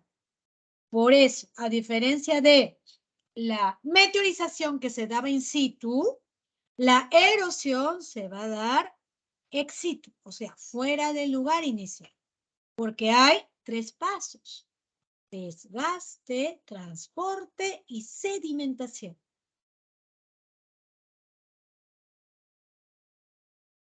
Es por ello que van a intervenir como agentes o fenómenos que modifiquen el relieve, los ríos, el agua subterránea, las olas, el viento, los glaciares, la lluvia y la nieve. Todos ellos serán agentes erosivos. Un agente erosivo es aquel proceso que implica fenómenos exteriores que van a modificar las formas del relieve creadas por la geodinámica interna. Profesora, entonces, ¿siempre la erosión se da ex situ? Sí, fuera del lugar. Y por ello, la erosión cuenta con los siguientes procesos.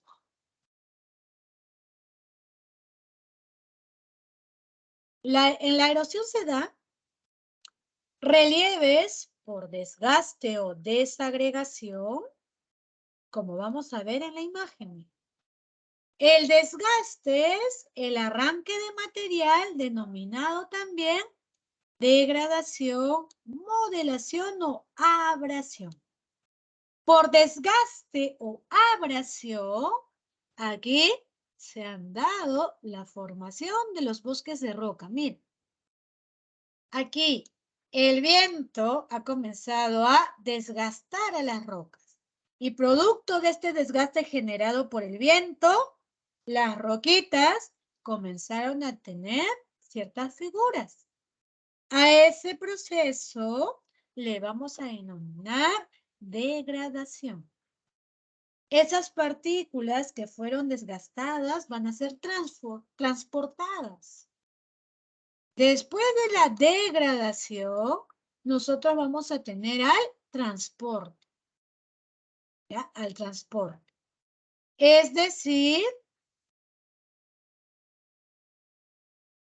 el transporte es el desplazamiento de los materiales erosionados, conocido como conducción o acarreo. Este mismo viento que desgastó la roca, ese mismo viento va a trasladar esas partículas que desgastó. Y una vez que logre transportar estas partículas, las va a depositar en un lugar. A ello yo le voy a denominar depósito o sedimentación. Consiste en la progresiva acumulación de los materiales erosionados. A estos relieves, productos de este depósito, le digo relieves por agradación. Si bien es cierto, acá el viento desgastó la roca, estas partículas erosionadas fueron llevadas por el viento y luego acumuladas en los desiertos. Aquí hemos visto como agente, mira, en estos 3 pasos, hemos visto como agente al viento. El viento desgastó, formó bosque de rocas, transportó material y luego el material lo acumuló. Ahora, esto le voy a denominar desierto. El último relieve en este proceso será un desierto. El primero será un bosque de rocas. Profesora, entonces, ¿pueden existir relieves por desgaste y relieves por depósito? Sí.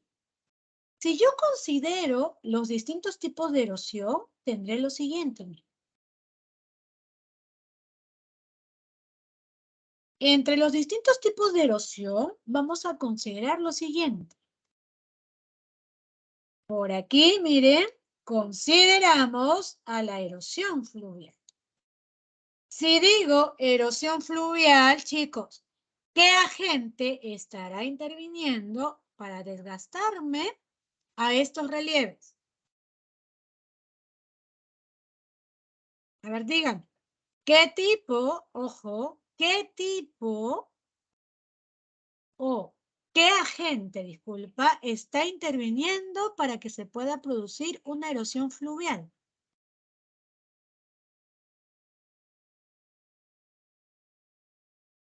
Mira, si Las yo aguas digo, de los ríos. dime. Las aguas de los ríos. Las aguas de los ríos, muy bien. O sea, un río va a ser el agente que va a ocasionar la erosión fluvial.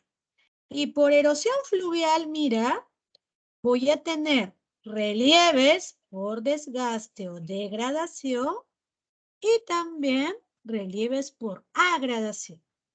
Un río, entonces, miren, un río puede formar un valle en forma de V, que es lo que nosotros normalmente conocemos como valles interandinos, ¿no? En la parte andina tenemos a los valles interandinos que tienen la forma de V.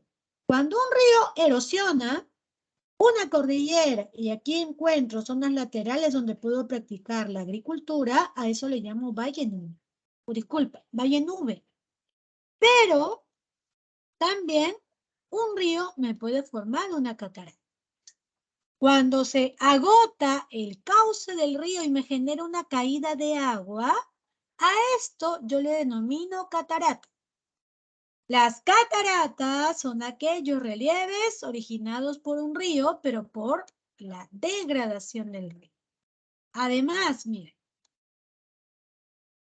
también tenemos aquí a los meandros. Cuando un río va erosionando aquí, erosionando el cauce del río y va erosionando la cavidad por donde el río va trasladando sus aguas y forma estas curvaturas, estas zonas curviadas en su cauce, a eso yo le voy a llamar meandro. Además, también los ríos pueden formar cañones. Y profe, ¿qué es un cañón? Mira, nuevamente, aquí el río está erosionando una cordillera. Esta es una cordillera que ha sido erosionada por el paso del río. Este río pasó hace muchos años aquí en este nivel, o sea, el nivel del río era más o menos por aquí. Poco a poco fue desgastando estas paredes y ahora el río pasa por aquí. Esa cavidad estrecha formada por el paso de un río se conoce como cañón. En los Andes le decimos cañón. Aquí en el Perú, no te olvides, el cañón más profundo, cañón de Cotahuasi. Pero en la selva, a este desgaste ocasionado por el río en ceja de selva, le vamos a conocer como pongo. ¿Sí? Y estos serán relieves por degradación o desgaste. También tengo relieves por depósito.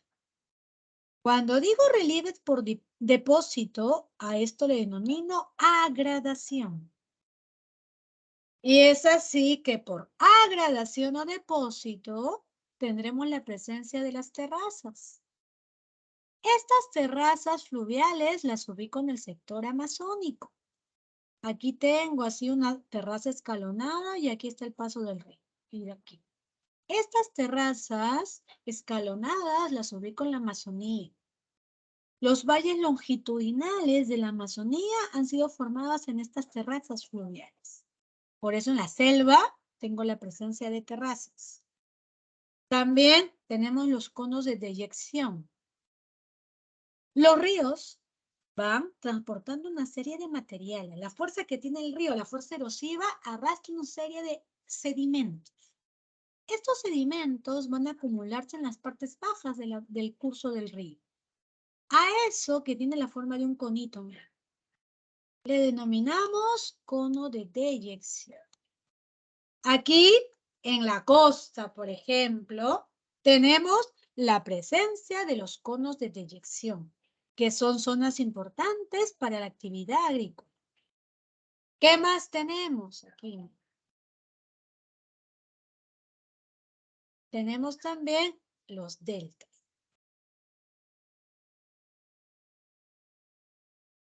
Mire, cuando un río deposita sus aguas sobre el mar y va formando estos canales de depósito de agua, a eso yo le voy a llamar delta. Un río también puede depositar sus aguas sobre el mar y tiene la forma de un conito. Cuando tiene la forma de un cono, de un embudo invertido, como estás viendo en la imagen, a esta desembocadura yo le voy a llamar estuario. ¿Sí? Un río puede formar deltas o puede formar estuarios. Y estos relieves serán por agradación, es decir, por depósito. Ahora, estos son los relieves que se forman por la erosión fluvial. Pero también van a existir o va a existir lo siguiente. Tenemos por aquí a la erosión eólica. Cuando un río, ojo, cuando un río deposita, o en este caso, ya no río, cuando yo le doy a este nombre o a este tipo de erosión la denominación de eólica, aquí el agente erosivo ya deja de ser el río. Si yo utilizo el término eólico, ¿a quién estaré aludiendo? ¿A los vientos? Exacto, aquí voy a aludir al viento. ¿Eh? Y producto del viento, yo voy a tener lo siguiente, ¿ya? Producto del viento, nosotros tendremos por aquí los siguientes relieves. Cuando hablamos del accionar del viento, como relieves tendremos lo siguiente. Por degradación, ojo, tenemos los arcos, los pedestales y el bosque de rocas. Cuando el viento aquí comienza a desgastar a una roca y esta roca tiene más o menos, adquiere la forma de una copita, mira como estás viendo, una copa. Y aquí la base de esta roca es más delgadita, ¿sí? O menos amplia, como ves en la imagen. A este tipo de relieve yo le voy a llamar pedestal. Este es un pedestal. ¿Ya? Pero cuando, por ejemplo, aquí tengo una gran superficie de rocas que han sido erosionadas por el viento, aquí se ha formado el bosque de rocas. Aquí en el Perú, el bosque de rocas más importante es el bosque de rocas de Guayllay, que incluso es considerado un santuario nacional. El Santuario Nacional de Guayllay protege principalmente a esta belleza paisajística. Aquí vamos a encontrar rocas que han adquirido la forma de llano, la forma de elefante, e incluso hay una roca que le dicen el viajero. ¿Y por qué le dicen el viajero? Porque se ve a una persona, se ve el perfil de una persona que está cargando una mochilita. Y esas formaciones son formaciones eólicas. El viento ha ido tallando la roca y le ha dado diversas figuras. Pero por depósito, el viento me puede formar dunas o me puede formar médanos. ¿Ok? Y estos en nuestro país tienen importancia turística. Tanto los relieves por degradación como por agradación son importantes para el turismo. Tenemos, por ejemplo, aquí en Ica, a las dunas de Ica, que es una de las más importantes dunas. Esta dunita, recuerda que es la duna de Ica. Aquí tú puedes desplazarte hacia la cima de la duna, coger tu tablita y deslizarte hacia la parte baja. Aquí se puede practicar deporte extremo. En Ica tenemos a esta duna importante, tenemos a la duna de Purpura en La Libertad y también tenemos la presencia de médanos. Médano como lomo de corvina aquí en Lima.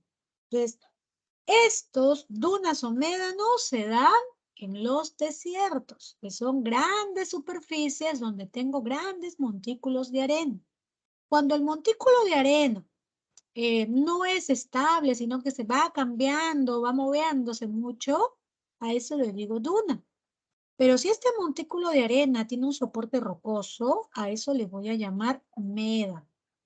Por eso es que las dunas, como tú ves en la imagen, no pueden ser pobladas, a diferencia de los médanos. Aquí en Lima hay médanos que han sido poblados, como el médano lomo de corvina, que cubre los distritos de Villa El Salvador, por ejemplo. Ahí tú has visto que los habitantes han construido sus casitas. O sea, hay concentración de arena, pero tiene un soporte rocoso. ¿Ok? Ahora, otro tipo de erosión es la erosión marina. Y aquí, si yo te hablo de la erosión marina, el principal agente modelador van a ser las olas. Por las olas podré formar acantilados, como estás viendo aquí. Mira, aquí es una montaña, una elevación que llegó al mar, pero al estar en contacto con las aguas del mar, estas olas fueron desgastando este terreno. A eso yo le voy a denominar acantilado. En la Costa Verde, por ejemplo, nosotros tenemos un acantilado que ahorita está cubierto de mallitas para evitar el deslizamiento de rocas, ya que aquí, en la parte baja del acantilado, aquí en nuestra Costa Verde, hemos tenido, pues no, ahí hay una pista. Y por ahí se van a desplazar los vehículos sobre esta franja denominada Costa Verde.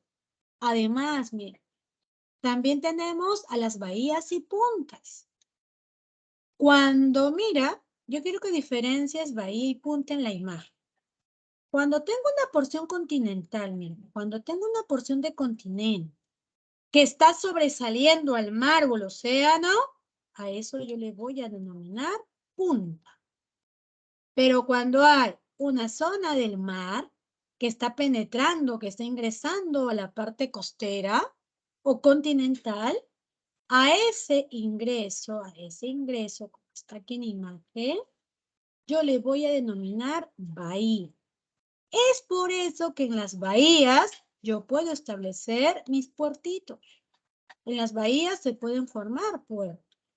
Profesora, ¿y habrá un área continental de mayor superficie que la punta? Sí. A esas áreas continentales más grandes que las puntas le vamos a decir penínsulas. ¿Ya? Aquí en el Perú tenemos a la península de Illescas, por ejemplo. Y, profe, ¿hay superficies más grandes que las bahías? Sí. A esas superficies le llamamos golfos. Tienes el Golfo de Bengala, tienes el Golfo Pérsico. Grandes superficies donde el mar ingresa hacia la zona continental.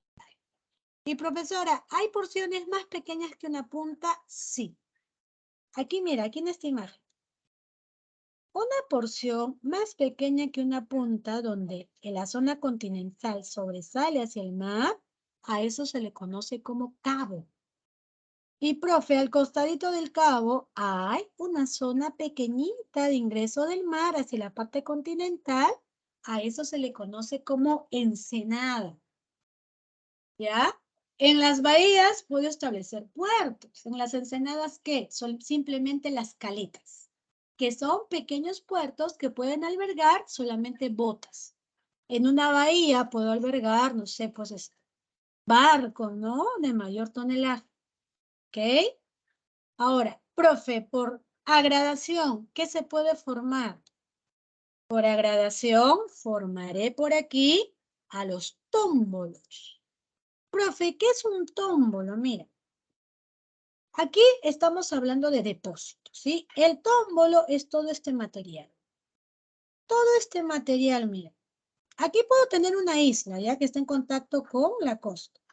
Esa zona que está comunicando la isla con la costa y que tiene pequeños fragmentos es conocido como tómbolo.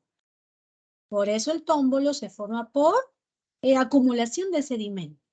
Estos sedimentos se están conectando a una isla con, tal vez aquí, ya la costa. Claro que con el paso de los años, esto poco a poco, este desgaste va a hacer que la isla se separe. Pero con el pasar de los años. Ahora, también tengo aquí la formación de las playas. Las olas, al entrar en contacto aquí con el litoral, me van formando las playas. Y aquí son grandes acumulaciones de material y por eso en una playa, chicos, en una playa puedo encontrar arena como también puedo encontrar rocas. Esas todavía están erosionando, esas todavía están entrando en contacto con la meteorización y poco a poco se van a ir desintegrando en partículas cada vez más pequeñas y después esta playita que tiene rocas, más adelante tendrá pues arena, después que esas rocas se vayan desintegrando. ¿Ok? Profesora, ¿quiere decir que conjuntamente se va realizando la erosión? ¿También se realiza la meteorización? Sí. ¿Ok? Son procesos que se van realizando paralelo. Claro que uno es en un lugar y el otro hace que se traslade material. ¿Ya? Ahora, profe, ¿qué más puede formar la erosión marina? Los istmos, que son lenguas de tierra que comunican grandes bloques continentales. O también me puede ocasionar un estrecho. La erosión marina forma estrechos, que son pequeñas cavidades que separan bloques continentales, pero que a su vez sirve para comunicar los mares y los océanos. A esa zona le denominaré estrecho, ¿ya? Ahora, otro tipo de erosión es la erosión glacial. Aquí, cuando los nevados o glaciares comienzan a desgastar a la corteza, se pueden formar las abras, los pasos o las abras. Y, profe, ¿un paso abra qué es? Es aquella zona que se ubica en la parte baja de una cordillera. Esa zona que se ubica en la parte baja de una cordillera, pero sirve para conectar o intercomunicar las cordilleras entre sí, se conoce como paso abra. Por eso, aquí en el Perú, en los pasos o abras se han construido carreteras. ¿Ya? Para yo poder acudir al sector andino, tengo que atravesar un paso abra. ¿Ok? Y estos se han formado por degradación. También tengo los valles en U. Nuevamente aquí, cordillera o nevados. Y aquí, estos nevados han sido desgastados por la nieve o los glaciares y el valle va a tener una forma de U. Eso lo voy a ubicar en zonas altoandinas. En zonas altoandinas como Cerro de Pasco tendré la presencia de los valles en U. Estos se forman por desgaste, no te olvides. Y hay lugares donde ingresa el mar. ¿Sí? Zonas donde han ingresado el mar, pero aquí tengo la presencia de nevados o de glaciares, mira. ¿En qué lugares del planeta crees que sea posible que en zonas colindantes al mar tenga presencia de nevados? A ver, mire, ¿en qué parte del planeta las zonas colindantes al mar van a estar cubiertas de nieve o de glaciares? Esto normalmente ocurre en Europa, en la zona nórdica. Aquí, el mar, mira, estos valles glaciares, donde yo voy a ver que el mar ingresa hacia la zona continental y esto va a estar rodeado de glaciares, a esto yo le voy a llamar fiordo. Y los fiordos abundan en la zona nórdica. ¿Sí? En la zona al norte de Europa, en Noruega, Finlandia, tendré la presencia de fiordos. Aquí en el Perú voy a tener, sí, glaciares colocados de manera semicircular. Esos glaciares de forma semicircular y que casi siempre al centro encuentro un lago o laguna, van a ser conocidos como circoglaciares. Y esos también serán formados por la degradación. Profesora, ¿qué es o qué relieves tengo por agradación? Por agradación tendremos a las morrenas. Aquí mira, cuando las partículas o pequeñas partículas de los nevados o de rocas van a ser almacenadas entre los nevados, a eso yo le conozco como morrena. Pero son partículas pequeñitas, ¿ya? Pero cuando estas partículas almacenadas, ubicadas entre los nevados, tienen la especie de un lomo, es una gran acumulación, como si fuera el lomo de algún animalito, a esto yo le voy a denominar drumlins. Estas acumulaciones ya rectas de material acarreado por el glaciar, simplemente le digo drumlins. ¿Qué diferencia una morrena? Las morrenas son pequeñas acumulaciones. Y los drublets, grandes acumulaciones de material acarreados por el glaciar. Estos relieves serán formados por la erosión glacial. Y por último, tenemos por aquí a la erosión kárstica. Cuando el agua subterránea actúa desgastando aquí, forma las cavernas. Estas formaciones al interior de las montañas, producto del agua subterránea, se van a denominar grutas, cavernas, ¿ok? O cuevas. Y al interior, por depósito calcáreo, se van a formar, miren, las estalactitas, que son estas que están en la parte superior, y también se van a formar los estalagnatos. Los estalagnatos son estos puentes que van a unir la superficie, tanto la superficie superior e inferior de la cueva. A eso le voy a denominar estalagnato, ¿sí? Principalmente, entonces, por erosión kárstica se forman las cavernas o cuevas. ¿Ok? Por agradación, las estalactitas y el estalagnato.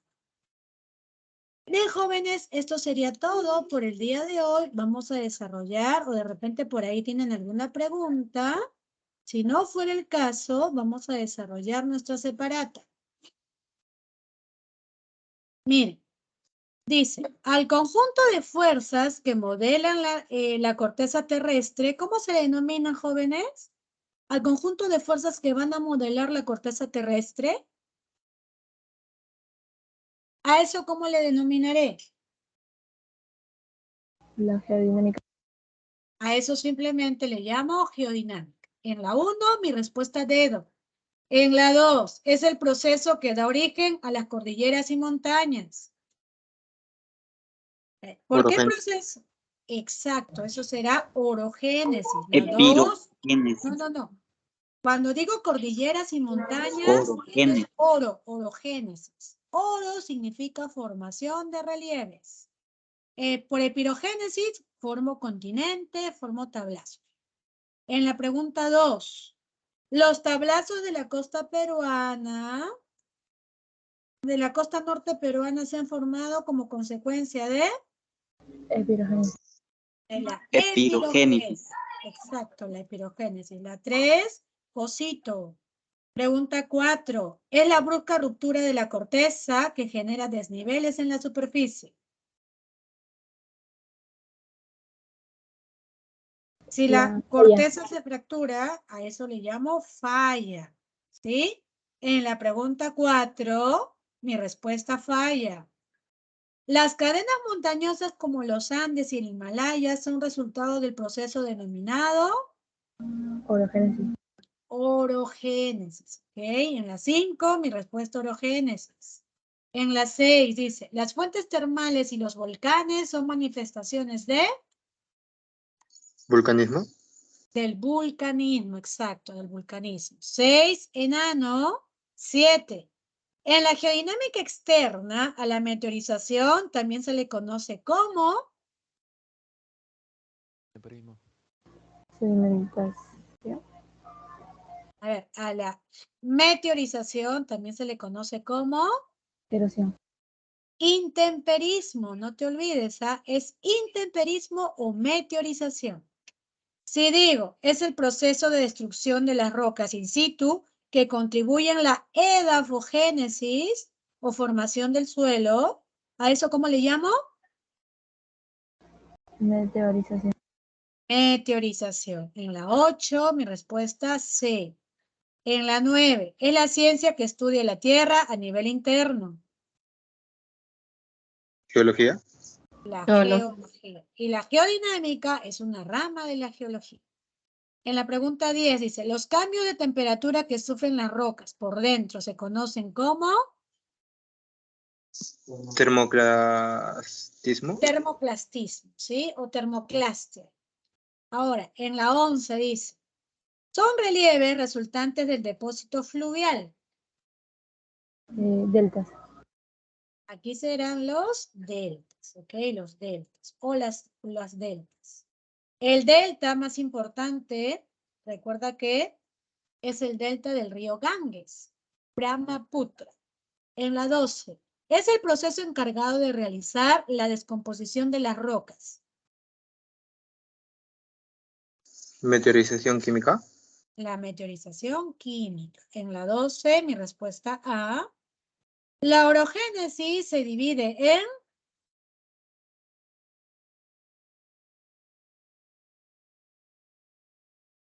En plegamientos y fallas. plegamientos y fallas, ¿sí? Plegamientos y fallas es lo mismo que orogénesis. Es un relieve resultado de la erosión kárstica por desgaste. Grutas. Grutas. Esas serán las grutas, cavernas o cuevas. En la 15, son relieves resultantes del desgaste por erosión marina. Acantilados. Golfos. Los acantilados y golfos, ¿ok? Y en la 6, los sismos se manifiestan en La corteza. Núcleo externo. la corteza. Los sismos se van a manifestar aquí en la corteza, ¿ya? Claro que se ocasionan por la fricción, por el roce de placas, pero lo sentimos en la corteza. A ver, en la pregunta 17, son cuerpos sólidos, duros y compactos formados por varios minerales que forman parte de la corteza terrestre. Montaña. Dice, cuerpos sólidos, duros, compactos, formados por varios minerales. Rocas. Las rocas. Ok, en la 17, mi respuesta es roca. En la 18 dice, la energía liberada de un sismo se manifiesta en la superficie como Epicentro. Epicentro. si te dijera, ¿cuál es Magnitud. la parte del sismo donde se manifiesta la energía liberada? Ese sería el epicentro. Pero dice, la energía liberada de un sismo se manifiesta en la superficie como intensidad o magnitud. Magnitud. Como magnitud, ¿ok? En la 18, mi respuesta, dedo. En la 19, es un relieve resultante de la erosión kárstica por depósito. Estalagmitas. Playas. Las estalagmitas. Recuerda que las playas son producto de la erosión marina. En la 20 dice, son relieves formados por la acumulación de materiales depositados por los ríos. Meandros. Mira, materiales depositados por los ríos. O sea, no es por agradación, sino, disculpe, no es por desgaste, sino por agradación. ¿Qué relieve es formado por depósito? Pedestales. Pedestales. Los Delta. pedestales no tienen que ver con los ríos. No. Ahí sería delta. Recuerda que el pedestal es formado por la erosión eólica. Los acantilados por la erosión marina. Los meandros ya son formados por la erosión fluvial, pero por desgaste. Y las grutas por la erosión kárstica. En la 20, mi respuesta sería la A. ¿Ok? En la 20, mi respuesta A, que serían los deltas. Bien, jóvenes, esto sería todo por el día de hoy. Muchas gracias por su participación y atención. Esto sería todo por el día de hoy. Que tengan buen provecho, chicos. Nos estamos viendo el siguiente jueves y ya estaremos coordinando nuestra recuperación. ¿Ok? Bien, chicos, muchas gracias. Nos estamos viendo. Profesora. Muchas Nos gracias. vemos. Cuídense. Muchas gracias, profesora. Nos Chao. vemos, Agareli, Ilse. Nos estamos viendo. Cuídense, chicos.